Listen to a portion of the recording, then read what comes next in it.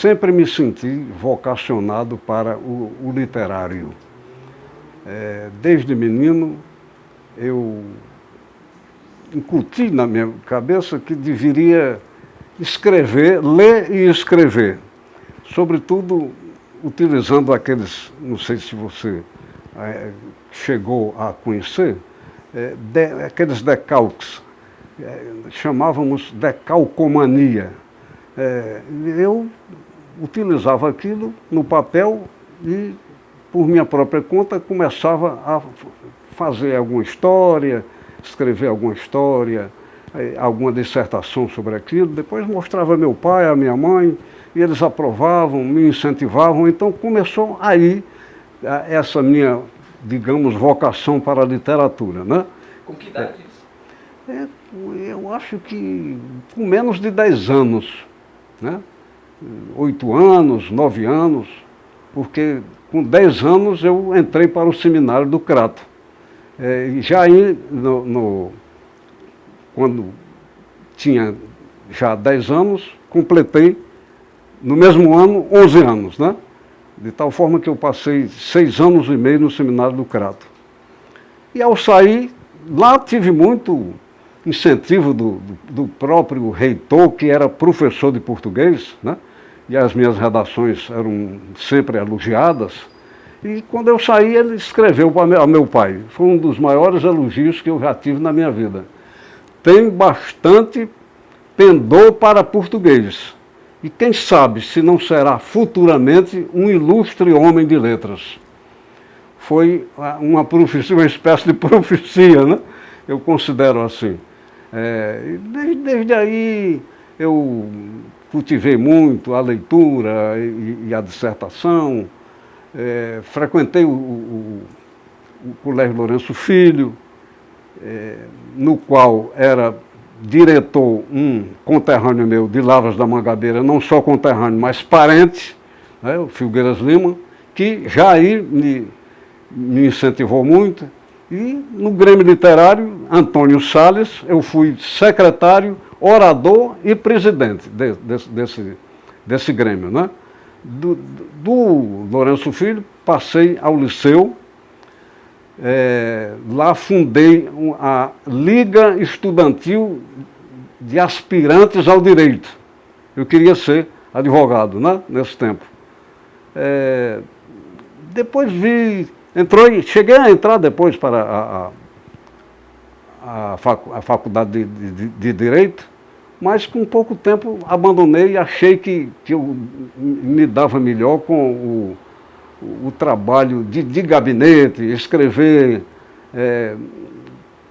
com mais repouso, com mais calma. Cheguei a verificar que a vida de advogado era muito dinâmica, né? Eu não daria para isso. Então, essa é a minha história de vocacionado para a literatura, né? Logo comecei a escrever versos, né? Gostava muito, meu pai elogiava.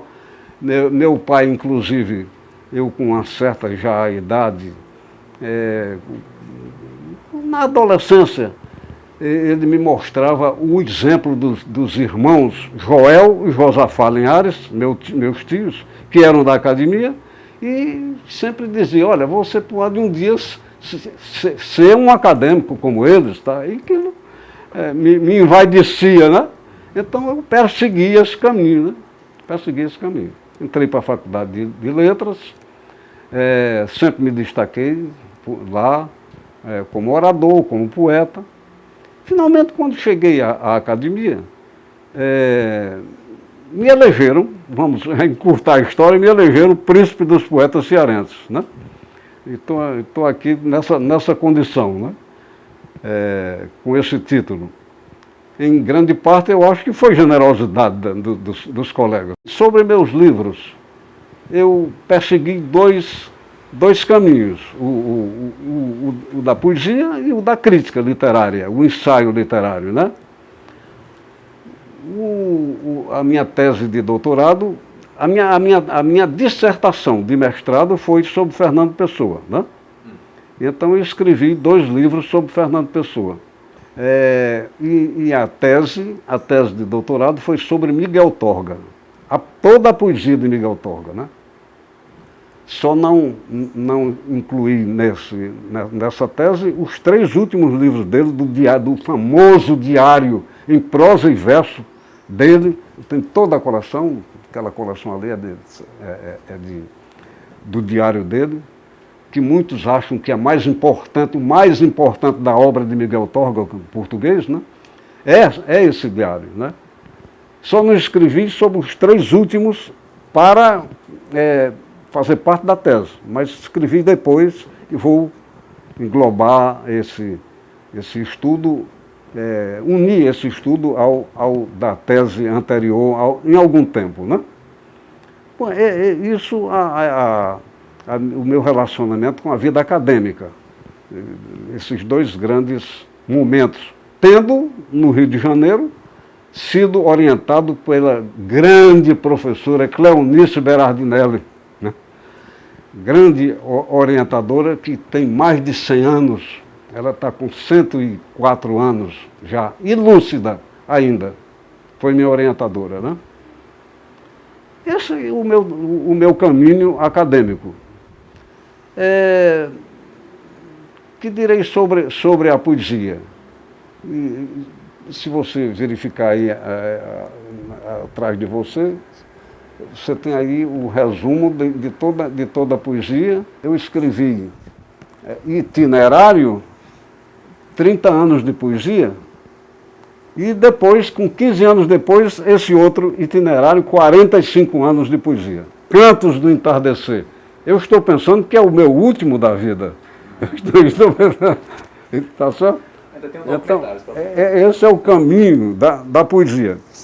Esse livro, Consagração à Poesia, também traz poemas novos, poemas, discursos, artigos.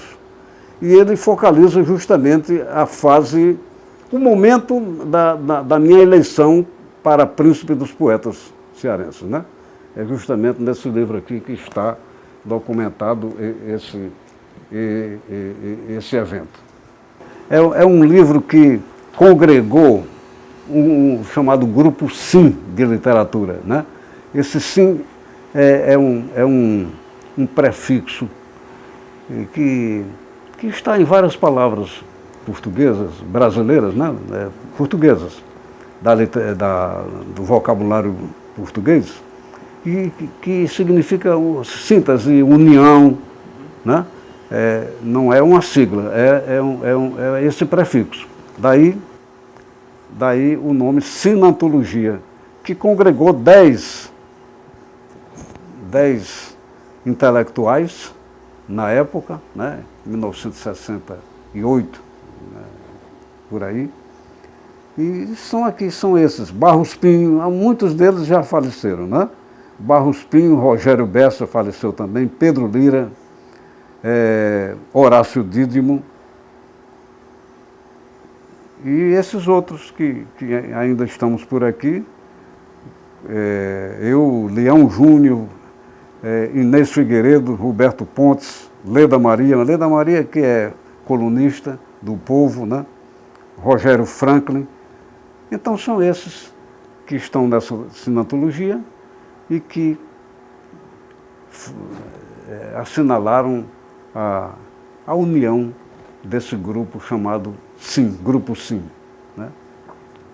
Agora, esse é o meu primeiro livro, Sumos do Tempo, com prefácio do maior crítico cearense, que é Braga Montenegro, já falecido, mas é o maior crítico da época. E mesmo fora da época em que ele viveu, é um nome de grande autoridade e respeito. Quanto ao ensaio crítico, tenho aqui esses livros, são 6 livros de ensaios críticos, né? Como eu já disse, o poético antes do poético como humanização em Miguel Torga, que é a tese, esses 2 livros sobre Fernando Pessoa, né? A Outra Coisa na Poesia de Fernando Pessoa e A Modernidade da Poesia de Fernando Pessoa, que eu algum dia vou uni-los num só volume, como estou fazendo agora com a obra de Machado de Assis. Já falei sobre Torga, né? Tudo sobre a poesia dele, com algum relacionamento com a prosa, que ele foi tão grande poeta quanto grande contista, né? Grande autor, muito retraído, daí a falta de maior divulgação da obra dele pelo mundo. Ele foi um homem muito retraído, né? Até um tanto quanto grosseiro com certas pessoas. Ele era desse tipo, dessa têmpera, né? O que eu reputo, como já lhe disse em conversa particular, a coisa mais original minha, em termos de pesquisa ensaística, é tudo o que eu fiz sobre Machado, né? Descobri coisas, você deve ter ouvido lá numa palestra que eu pronunciei no Tribunal, né, de Justiça, há um certo tempo. Certas pessoas se escandalizam, porque nunca ouviram falar disso de Machado, que foi tão pesquisado por todo mundo no Brasil, pelos mais respeitáveis autores críticos, né? E de uma hora para outra se deparam com certas novidades sobre a sensualidade que ele adotou, né? Não era a sensualidade dele, nada disso. Portanto, não é um estudo freudiano nem lacaniano. É algo que se baseia na estilística, na retórica, em dados fora da biografia do autor, né? Não há nada disso. Mas uma coisa bem pesquisada, a meu ver, não é nada gratuito. Eu mostro os pontos de convergência disso que eu chamo de latência sensual consciente, né? Isso de latência é muito explorado pelos psicólogos, pelos psicanalistas, mas é uma latência consciente. Seria uma latência consciente dele, enquanto que se confunde com uma espécie de superego dos psicanalistas, só que não é nada de psicanalista, porque é consciente, enquanto que o superego dos psicanalistas é do plano do inconsciente, né? A grande diferença é essa. Então descubro coisas aqui. Recebi muitos elogios, mas ninguém se atreveu a me contradizer, né? Um pouco Moreira Campos em não considerar que fosse tudo isso consciente, né? Era um grande machadiano, mas o Moreira Campos, ele não tem nada escrito sobre Machado, né? Mas se atreveu a dizer isso. Eu considerava muito, eu respeitava muito, mas ele negava que tudo isso pudesse ser consciente, né? Então, a pedra de toque da minha pesquisa é isso, é o fato de ser consciente, baseado na estilística, na retórica, é justamente isso. Então, como eu lhe dizia, o amor e outros aspectos em Drummond. Outras pessoas falaram sobre o amor em Drummond, mas até um certo tempo. Os últimos livros dele não foram explorados por esses grandes autores que se preocuparam com a obra dele, como Afonso Romano de Santana, Gilberto Mendonça Teles e outros, né?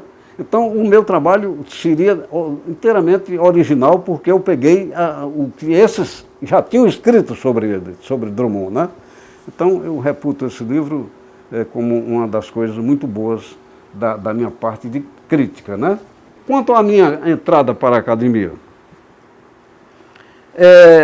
os meus dois tios viviam planejando a minha entrada por lá, para lá. No tempo, era o professor Cláudio Martins o presidente. Aí foi quando o Josafá Linhares faleceu, o Joel Linhares faleceu antes. Depois do Josafá Linhares, que era economista, professor da Escola de Economia e livre docente da Faculdade de Direito. O Josafá, quando faleceu, o Moreira Campos, o Otacílio Colares e o Arthur Eduardo Benavides fizeram a maior campanha para me eleger como acadêmico, né? E foi muito fácil porque foi na vaga de um tio. E foi um caso excepcional. Nunca ninguém tinha entrado, nem depois alguém entrou na vaga de um parente. Pode ter convivido com o parente, mas na vaga do parente ninguém entrou. Eu fui o primeiro e único caso, né? Então, de certa forma, foi fácil por isso, né? Eu tinha lá já um certo prestígio entre os acadêmicos e fui eleito assim. E quem me saudou? O meu amigo Moreira Campos, o patrono Rocha Lima. Rocha Lima, né? Raimundo da Rocha Lima, um jovem que morreu com 23 anos, mas já era muito conhecido e uma autoridade em crítica literária. Ele escreveu um único livro, esse livro aqui. Está toda a obra dele aqui, Crítica e Literatura. A nossa universidade publicou a obra. Está tudo aqui, mas é uma sumidade com 23 anos. Morreu de beriberi, era maranguapense, né? Capistrano de Abreu, que também era de Maranguape, fez o maior estudo, o maior elogio da pessoa dele, né? A cadeira? A cadeira número 30 da academia. Então, no plano nacional, esses aí. Ledo Ivo, também, devo ter me influenciado muito pela obra do Ledo Ivo. Aqui no Ceará, Francisco Carvalho, Filgueiras Lima e Arthur Eduardo Benavides. Os três grandes poetas a que eu me ligo mais. Me ligo a outros também. Aqui e acolá você encontra, olha, a gente se surpreende, olha que coisa parecida com tal poema de fulano ou de cicrano. Mas sempre acho que busquei a originalidade, né? Então é isso, eu não me envergonho de dizer que fui influenciado por esses nomes, né? Realmente não há esse que tenha escrito sem alguma influência de alguém, né? No plano da literatura portuguesa, Fernando Pessoa, Camões, Fernando Pessoa, esses dois grandes autores me influenciaram. Então, essa é a influência que eu confesso ter recebido, né? Todo mundo gostou, né, acho. As filhas eram ainda muito pequenas, né? A minha filha maior, a Ceissa, que tem o nome de minha mãe, elas não compareceram à festa. Eu estava fazendo mestrado no Rio de Janeiro. Depois passei 2 anos aqui, voltei com toda a família depois para fazer o doutorado, né? Era umas idas e vindas muito penosas, porque eu levava toda a família, né? Um monte de livros. A minha babá, que foi babá delas depois, veio conosco, morreu comigo aqui com mais de 80 anos, Vitalina Maria do Espírito Santo, né? Eu tinha o maior apreço a ela.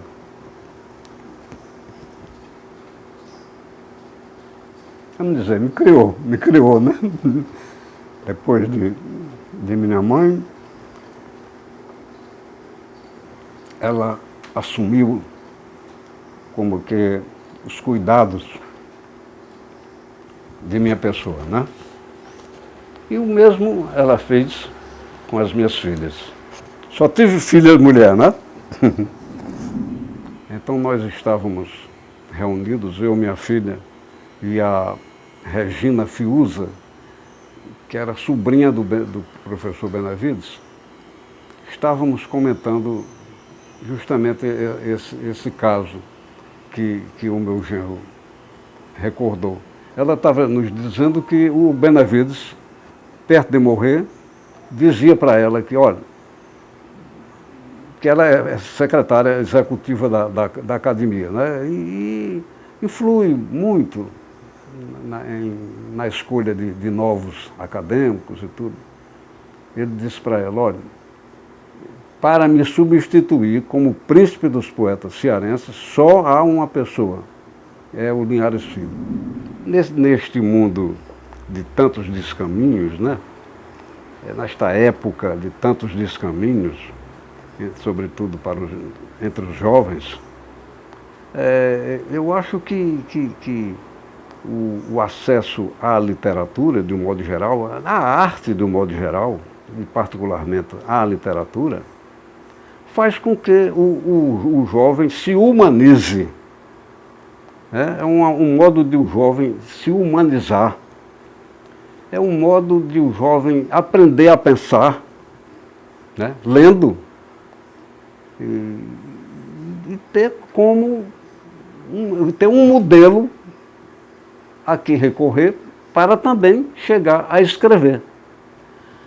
Não só para aqueles que algum dia possam ser intelectuais literatos, mas também os que seguem qualquer carreira.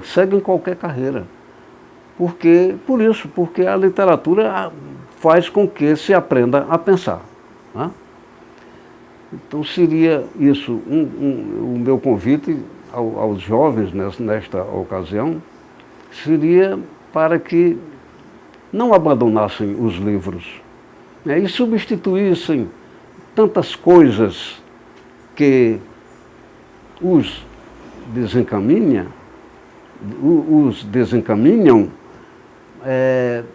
substituíssem pelo livro, né? Onde iriam encontrar um modo de se humanizar e um modo de aprender a pensar. Então seria esse meu convite para o jovem de hoje.